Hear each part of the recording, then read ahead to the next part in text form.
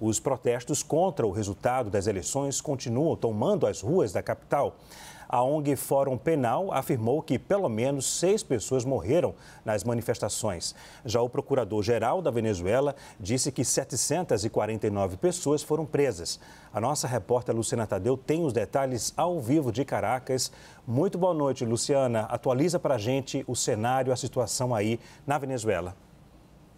Oi, Leandro, boa noite para você, para todos que nos acompanham. Continua, esse ambiente de tensão com a oposição contestando o resultado divulgado pelo Conselho Nacional Eleitoral, chamou uma multidão para as ruas nesta terça-feira. A concentração foi apenas algumas quadras daqui, uma concentração pacífica. O chavismo também chamou seus apoiadores para uma marcha por Caracas. Agora chove bastante, então provavelmente essa concentração já se dissipou, e isso depois de um dia de manifestações muito intensas aqui em Caracas. A gente descreveu ontem durante o Arena, a gente mostrou as pessoas chegando para o protesto, muitas pessoas encapuzadas, segurando pedaços de madeira, vi até uma barra de ferro, gente pegando pedra nas ruas e pareciam dispostas a tudo. Alguns me diziam que estavam indo em direção ao Palácio de Miraflores, outros em direção ao poder eleitoral, pedindo justamente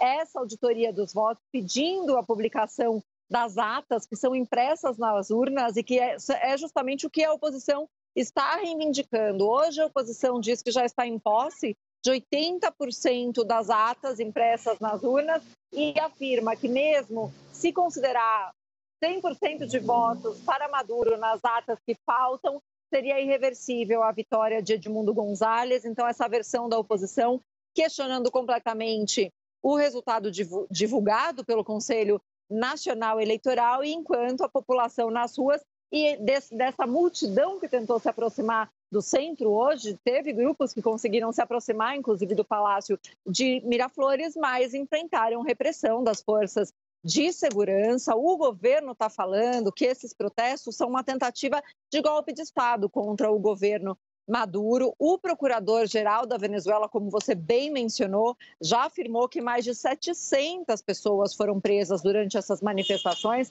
e eles enumeram diferentes atos de vandalismo cometidos durante esses protestos ao redor de toda a Venezuela. Então, eles falam em ataques às sedes do poder eleitoral, em ataques à sede do PSUV, que é o Partido Socialista Unido da Venezuela, o partido do Chávez, o Partido Chavista, o partido de Nicolás Maduro. Também falam que houve ataques a unidades de saúde aqui na Venezuela, e o Fórum Penal fala justamente em 6 mortes durante esses protestos. Também as autoridades falam em policiais feridos, chegaram a falar em um militar ferido durante os protestos, e o procurador-geral da Venezuela diz que vai investigar esses atos não somente pelo crime de obstrução de via e vandalismo, mas também como atos de terrorismo. Ele chegou a afirmar que o que tem nas ruas da Venezuela não são protestos, são ações de grupos armados que estão querendo gerar o caos no país. Então, o Ministério já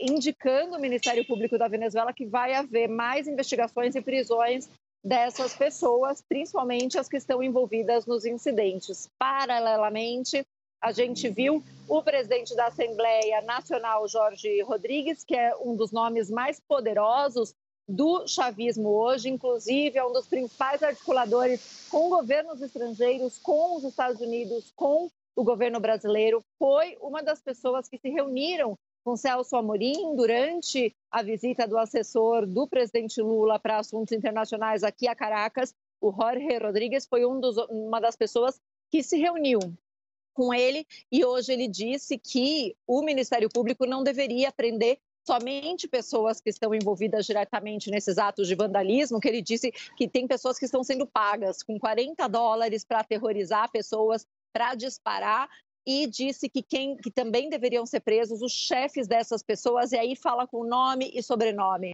Maria Corina Machado, mas não só ela, também diz que o candidato opositor, Edmundo González, deveria ser preso. Então, uma sinalização forte de um dos nomes mais poderosos do chavismo, em um dia que teve outra notícia surpreendente, que é o Centro Carter, que é o principal instituto, organização criada pelo ex-presidente dos Estados Unidos, Jimmy Carter, para a defesa dos direitos políticos, da democracia, que acompanha eleições na Venezuela há várias décadas já, várias eleições, vários processos eleitorais que vem acompanhando, decidiu retirar a sua equipe da Venezuela e ia divulgar um relatório nesta terça-feira com o resultado aí do seu trabalho de observação. E não vai haver mais a divulgação desse relatório. Essa organização que ontem tinha pedido a divulgação imediata das atas de totalização dos votos, dizendo que eram muito importantes tanto para o trabalho de observação como para os venezuelanos que estão reivindicando essa transparência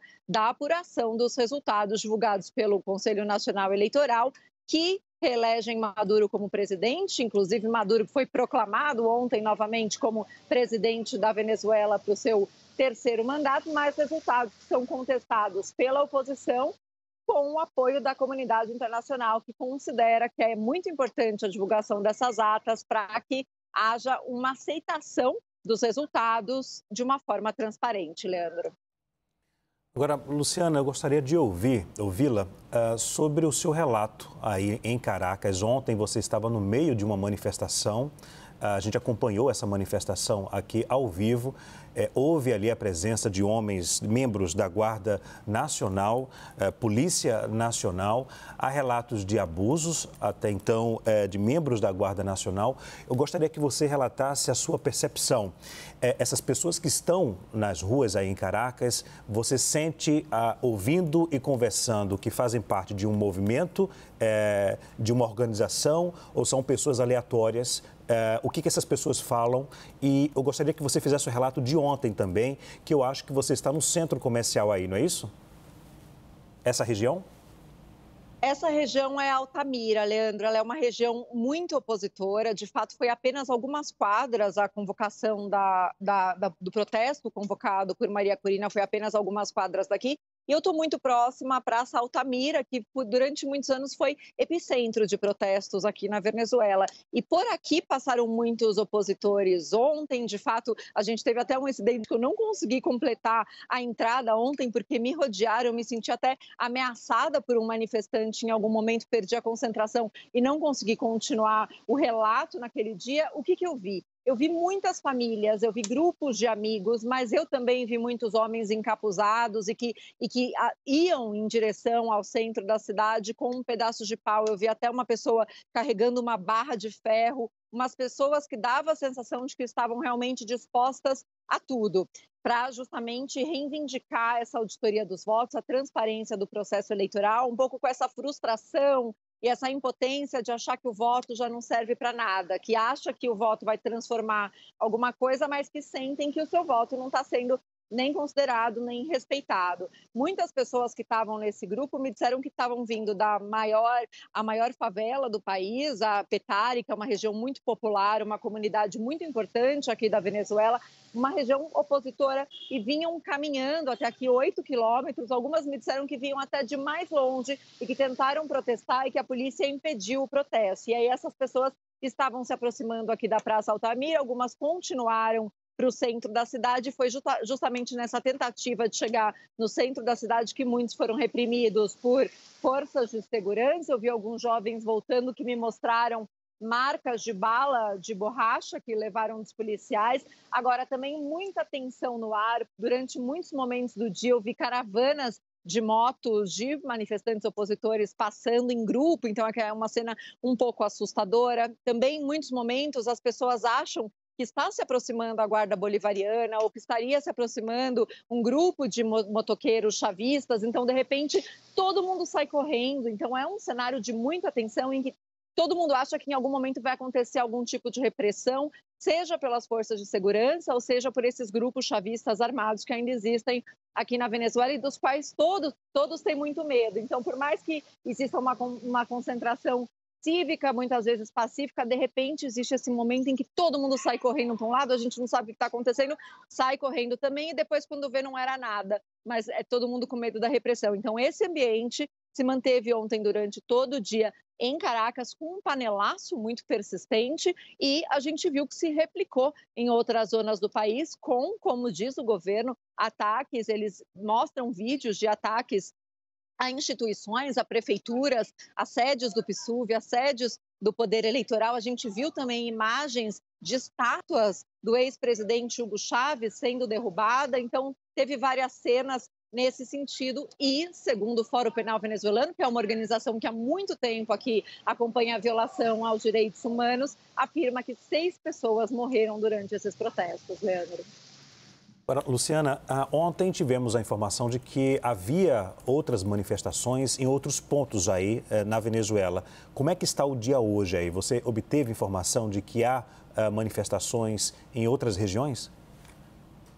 O ambiente parece mais tranquilo, Leandro. Parece que a fúria foi ontem mesmo, mas eu não tenho informação confirmada de episódios, de nenhum tipo de confusão no interior do país. Por enquanto, eu vou ficar te devendo essa afirmação de não estar acontecendo, porque realmente aqui na Venezuela a gente vive um apagão informativo. Isso a gente veio noticiando nos últimos dias. É muito difícil para a gente entrar em sites de notícia, diversos sites opositores. A gente não entra, parece servidor não funciona, essa página pode não ser acessada. O sindicato denunciando que tem cerca de 60 sites em que a gente não consegue entrar. Então, o trabalho de obter informação é realmente uma questão muito difícil. O acesso à internet é bastante limitado, a internet cai durante todo momento. Agora eu estava tentando entrar no site da CNN Brasil e não estava conseguindo, mas não por bloqueio, por falha da internet mesmo, e muita desinformação em redes sociais, muita fake news. Então, tudo precisa ser muito checado aqui. Então, eu prefiro evitar